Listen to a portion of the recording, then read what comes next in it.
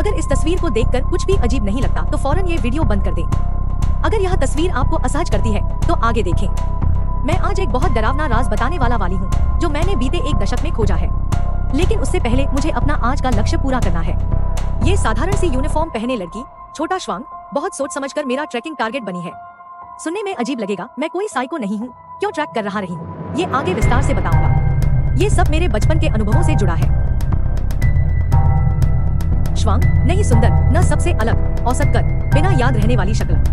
वो बस्ता लटकाए सुस्त चाल से घर जा रही थी। जो कारण है शायद अजीब लगे, मुझे हमेशा लगता है कि वो जानबूझकर मुझे देखने या ध्यान खींचने की कोशिश करती है। उसकी ये हरकतें मेरे बचपन के उन सहरन भरे दिनों की याद दिलाती हैं। तभी वह अचानक एक संकरी गली में मुड़ गई। वह गली ब्लाइंड एंड, कोई रास्ता नहीं। मैं पीछे गई, लेकिन तभी ब्लॉसम क्वीन श्याओ मेई बीच में आ गई। अरे तू यहाँ क्यों? तेरा घर तो पूरब में है, आज यही खाने आई हूँ। मैंने टालमटोल किया। श्याओ मेई ने बस हाथ हिलाया और चली गई। उस छोटी सी बात के दौरान छोटा श्वांग गली से गायब हो चुकी थी, जबकि वहाँ कोई रास्ता ही नहीं था।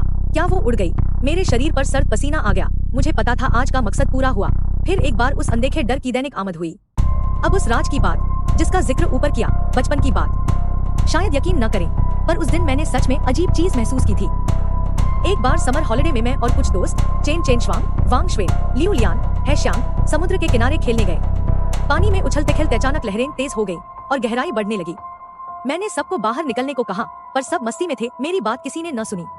जैसे तैसे तेजी से तैरा, पलटा तो पीछे कोई नहीं। पैर जैसे पिघल गए। इतनी छोटी उम्र में भी मैंने खतरे का अंदाजा लगा लिया था। उन नामों को मैं कभी नहीं भूलूंगी। बड़ों को बुलाया, पुलिस आई। मैं लो ब्लड शुगर से बेहोश हुई। जब होश आया तो घर में थी। मम्मी पापा साथ थे। वे समझ नहीं पाई कि मैं जागी हूँ। वो अब भी उस हादसे पर चर्चा कर रहे थे। बातचीत से पता चला चारों शायद मर गए। मुझे भी यही लगा। लेकिन एक गर्मी की शाम डिनर के बाद गार्डन में घूमने निकली तो दूर वही चारों दिखे। आवाज और साया तुरंत पहचान लिया। सब ठीक ठाक, बिना चोट, सामने खड़े। मैं मारे खुशी से बोल तक नहीं पाई, बस पूछ ही रही थी, तुम सब जिंदा? तभी गौर किया, उनकी शक्ल में कोई भाव या मुस्कुराहट नहीं थी, लेकिन आंखें जैसे मुझे घूरती जाती। वे चुपचाप पास आते गए और मानो धीरे धीरे शरीर मानव रूप से परे, धुंधले, विरूप हो रहे थे। मैं भयभीत, एक शब्द भी न फूटे, जाने क्यों बर्फ की तरह सिहर गई। उसी क्षण आदिम जीने की चाह ने मुझे ताकत दी। भाग! किसी ने भीतर से चिल्लाया। मैंने धक्का देकर चारों को किनारे किया और दौड़ पड़ी। मम्मी पापा से पूछा, उनका कुछ मिला? नहीं, कभी शव तक नहीं मिले। इसके बाद मैंने सारा समर अंदर ही बिता दिया, कहीं बाहर नहीं गई। समय बीतता गया। मम्मी पापा ने मनोचिकित्सकों के यहाँ चक्कर लगाए। कुछ बोले, कुछ नहीं। कुछ बोले पोस्ट ट्रॉमेटिक स्ट्रेस, पर मैं जानती थी सब कुछ सच्चा था। जो गुम चुके लौट कैसे आए, यह सवाल सता रहा था। मिडिल स्कूल में मेरी पहली कंप्यूटर मिली। बार बार उसी घटना के बारे में इंटरनेट पर दूसरों की कहानियां खोजती रही। एक दिन चिप्स खाते खाते नया पोस्ट दिखा। टॉपिक ही लाल अक्षरों में, अपने आसपास के लोगों को ध्यान से सुनो।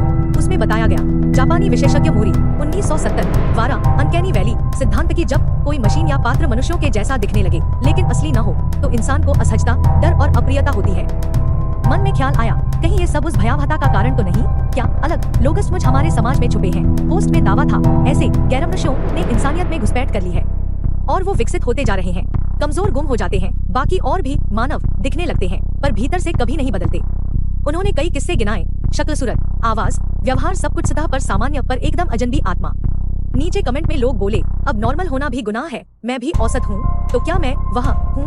पोस्ट करने वाला, खुद जाओ इलाज करवाओ। पोस्टर ने जवाब दिया, जब तक खुद न झेलो नहीं समझ सकते। ये लोग आम दिखते हैं, तुम्हारे दोस्त, सहपाठी, प्रेमी, कोई भी हो सकते हैं, पर ध्यान दो उनके हाव भाव, बोलचाल, चेहरे की मुस्कान, कहीं ना कहीं एक बार जरूर फिसलन या अस्वाभाविकता होगी। सावधान रहो ऐसे लोगों से, वे छुपे हुए घातक हैं। बेहद ताकतवर, मानव जाति को रिप्लेस करना चाहते हैं। इस पोस्ट ने मेरे बचपन की उस घटना को तर्क और सभ्य भाषा दी। वे इंसान जैसे लगते हैं पर नहीं हैं। शायद अब मुझे जवाब मिल गया था। गुमशुदा वे दोस्त, शायद किसी और ने उनकी जगह ले ली थी। वह पोस्ट मैंने फेवरेट्स में सेव कर लिया, बार बार पढ़ती रही। इस दावे की सच्चाई को लेकर मैं पागलों की तरह रिसर्च करने लगी, खासकर उन्हीं साधारण लोगों का वॉच रखने लगी। छोटी छोटी हरकतें, उनके एक्सप्रेशन, तब तक जब तक मुझे छोटा श्वांग नहीं मिली। उसमें वही अजीबियत, वही असहजता, फिर अचानक उसका गायब हो जाना, यही उनकी क्षमता थी। अगली सुबह स्कूल में मॉर्निंग सेशन में किताब खोले बैठी, पूरी नजर क्लासरूम के कोने, श्वांग की बेंच पर। किसी ने उसकी अनुपस्थिति नोटिस ही नहीं की। दोस्त ने कहा, तुम आज कुछ खोई खोई हो, बस नींद कम हुई है। वैसे श्याओ रुआन आज गैर हाजिर है, जबकि कभी अनुपस्थित नहीं होती थी।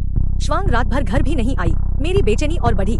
कल वह गली में आखिर गई कहा। कक्षा प्रतिनिधि ने मेरी झुकी नजर देखकर बात छेड़ दी, तुम कुछ जानती हो ना? मैंने इनकार में सिर हिलाया, लेकिन शायद फेस रिएक्शन पकड़ लिया था। अब वह उतनी ही गंभीरता से बोला, सुनो, जो खतरनाक और पागलपन जैसा लगे उसमें मत पड़ो।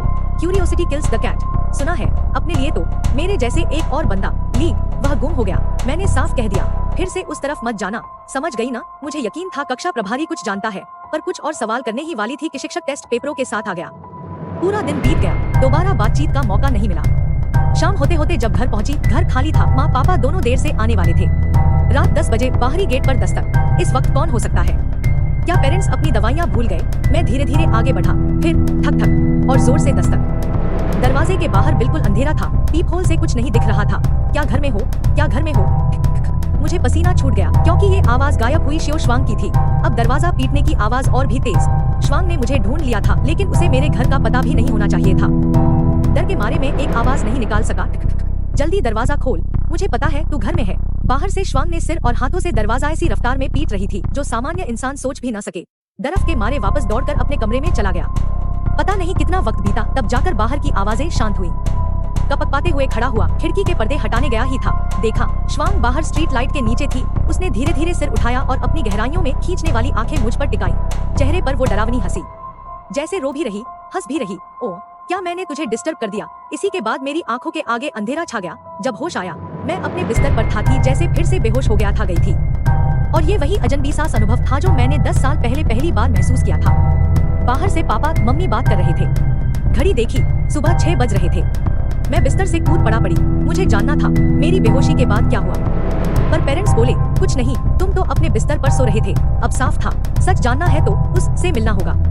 कुछ देर बाद क्लास मॉनिटर गेट पर दिखा। मुझे देखकर थोड़ा चौंका। तुम्हारे काले घेरों की हालत और भी खराब हो गई है। कल रात ठीक से सो नहीं पाई। तुम मेरी बात क्यों नहीं मानते? आगे जो ढूंढ रहे हो पीछे मत भागो, वरना समय ही नहीं मिलेगा। एक पॉज के बाद उसने जैसे ठान लिया, सुनो, मुझे पता है तुमने उन लोगों पर बहुत किताबें रिसर्च पढ़ी है। असल में मेरे पिता की गुमशुदगी तुम्हारे इन्वेस्टिगेशन से जुड़ी है। उसने बताया उसके पिता एक विश्वविद्यालय में इतिहास पढ़ाते थे। मनोवैज्ञानिक संस्कृति में रुचि होने से जल्द ही एसोसिएट प्रोफेसर बने। अचानक वो लोक कथाओं और लोक मान्यताओं पर रिसर्च करने लग गए। दिन रात शोध, सारा वक्त किताबों और शॉर्ट नोट्स में। आखिरकार कॉलेज ने नॉन प्रोफेशनल बिहेवियर की शिकायत पर उन्हें छुट्टी दे दी।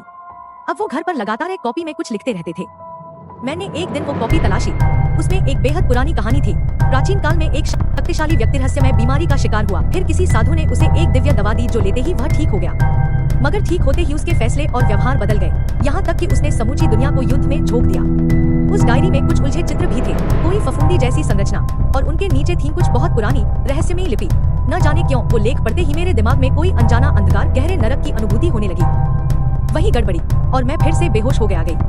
होश आया तो घर पर था। पेरेंट्स बोले कुछ नहीं, तुम तो आज दिन भर सोते ही रहे। डरावना ये था कि इसके बाद क्लास मॉनिटर ही गायब हो गया। जब मैंने दोस्तों टीचरों से पूछा, कोई उसे याद ही नहीं कर पा रहा था। उस वक्त मुझे भी यकीन हो गया, इस दुनिया में जरूर कोई डरावनी शक्ति या जीव है जो हमारे बीच छिपे बैठे हैं। हर बार कोई सबूत या हकीकत सामने लाने की कोशिश उन्हीं के द्वारा मिटा दी जाती है, सब कुछ गायब हो जाता है। आज ये वीडियो डाल रहा रही हूँ, हो सकता है मैं भी इसके बाद गायब हो जाऊं, लेकिन स्क्रीन के इस पार बैठे हर शख्स को सच जानने का हक है।